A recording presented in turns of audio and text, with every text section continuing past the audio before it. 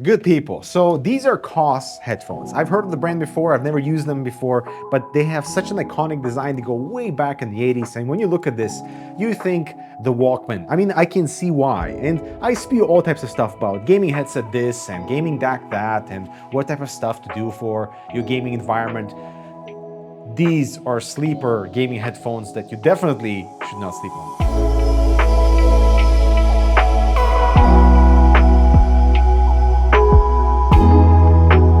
The interesting thing about these is just how simplified they are, but they definitely cover all the basics right, and just comparing them to a standard gaming headset that is way more expensive, that is heavier, that is more complex, the Koss do it right in the comfort department, in the body lightweight department, and just the sound quality too. The price point is also extremely attractive here. KPH30 sells for 20 bucks, KPH40 for 29, and the Porta Pro for only 35 bucks. You can see the remnants of Mass Drop on here with the Porta Pro X just because they've been rebranded to Drop for a while now, but definitely an opportunity to own something from Mass Drop just because they've had such a massive influence in this whole audio space. And from a build quality perspective, they're just so basic that you do have to be careful. Like the drivers, for example, are attached on a simple plastic, a little ball joint to the frame on the KPH40, but when you put them on, it's heaven on your ears in terms of both comfort. You don't really feel the weight of the headset, like they don't weigh practically anything. And this is just a really refreshing take on a headphone that you can use on the desktop as well. I'm actually quite impressed that we have proper size adjustments for all three models. On the KPH30, it's literally the same mechanism as you would find on a larger headset, but just minusculized. Miniaturized.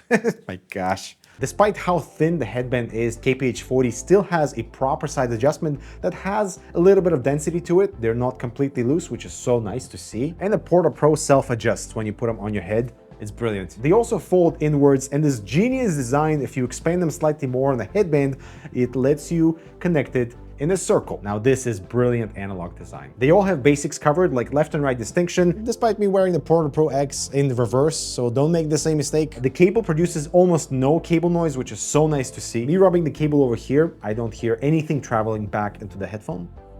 Nothing.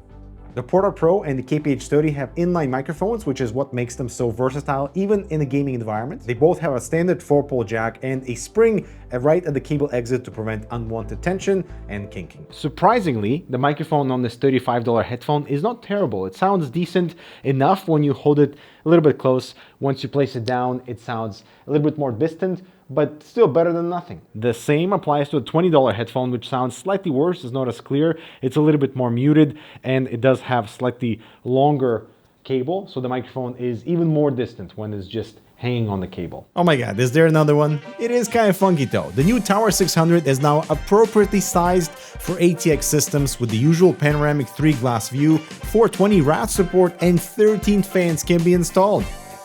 Good luck. I really like the rich I/O, especially with the flexible USB 3 adapter. The GPU can be rotated for extra funky presentation, access is easy all around, and the vertical airflow should be a nice complement. And the optional bass for lay flat mode is interesting indeed. Check out the Thermaltake Tower 600 down below. Obviously, the lightweight design for all three pairs is a huge win for any gaming setup. And because they're an on-ear headphone, I would say they're even more comfortable than IEMs because you don't have to worry about that pressure fatigue accumulating. And this is just such a comfortable thing to wear. You don't have to worry about ear pads being too thick or too large or too small to accommodate your ear shape and size. This just goes on top of the ear. The clamping force is almost non-existent, but just existent enough to keep the headset or the headphone on your head. This would be a really comfortable pair to run with or do sports with, just because they just kind of disappear on your head. It's awesome. Cable length is the only downside for all three. It's less than a meter, so you definitely want to have your DAC or amp close by. And I know design is very subjective, but the Porta Pro X looks so freaking cool and analog and retro, but I have fallen in love with the simplicity of the KPH40 for their incredibly slim headband and the dual color earpads. If you're after looks anyway, this looks way better than like a Razer Black Shark V2. I would say KPH30 is the only one that reminds me of like a cheap $20 headphone, and they are $20 after all. So you have to be careful with all three, but because they're so lightweight, chalking this onto the desk, for example, no problem.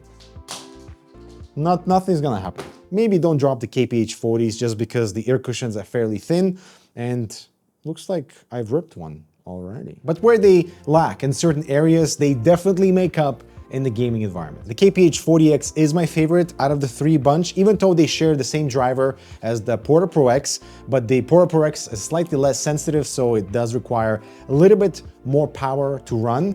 And so that's when I was swapping them, like, why is the KPH40 slightly louder, but it is just more sensitive, but the driver is the same. For this size of headphone, I am incredibly impressed at the bass presentation. It's not muddy, you know, it kind of leans there, but definitely not what you would expect from a $25 headphone. They are open back, which is what I prefer for the gaming environment, just being able to hear what's happening in my physical space while not totally being completely locked into my game, but they also kind of forward-leaning, give you almost this forward presentation with an open soundstage. It's a really nice experience with a smooth treble, like just enough amount of detail and really pleasant to listen to. So for FPS games, this is super nice because it still gives you the critical detail without pushing things too far, but not being like everything is concentrated just right around your ears. You do feel a sense of soundstage. So between the KPH40 and the Porta Pro, I actually prefer the KPH40 for their just seamless comfort. They disappear on your head, and perhaps, I mean, they're using the same driver, but for me, I like the slightly more sensitive approach with the KPH40 and maybe a wider soundstage, although that's probably just a placebo of having things that are slightly louder. While with the KPH30, you definitely feel less sound imaging. It's not as open, and definitely the bass department is not as emphasized. But to be honest, the performance for $20 is absolutely incredible for CS2, for Battlefield, for Helldivers, where you still feel like you're part of the environment and it's not complete suite of audio. There is some layering happening. It's still not as good, for example, as the KPH40, where you can tell this is almost on another level when it comes to sound quality, even though it's, I mean, the difference in price is so little. And also the KPH30 is not as weightless as the KPH40 or the Porta Pros. It's very comfortable still because it's so lightweight, but you can definitely tell you're wearing a headphone. Now, despite me raving about these headphones, this is not sponsored video by Koss, by Draw, by Corsair.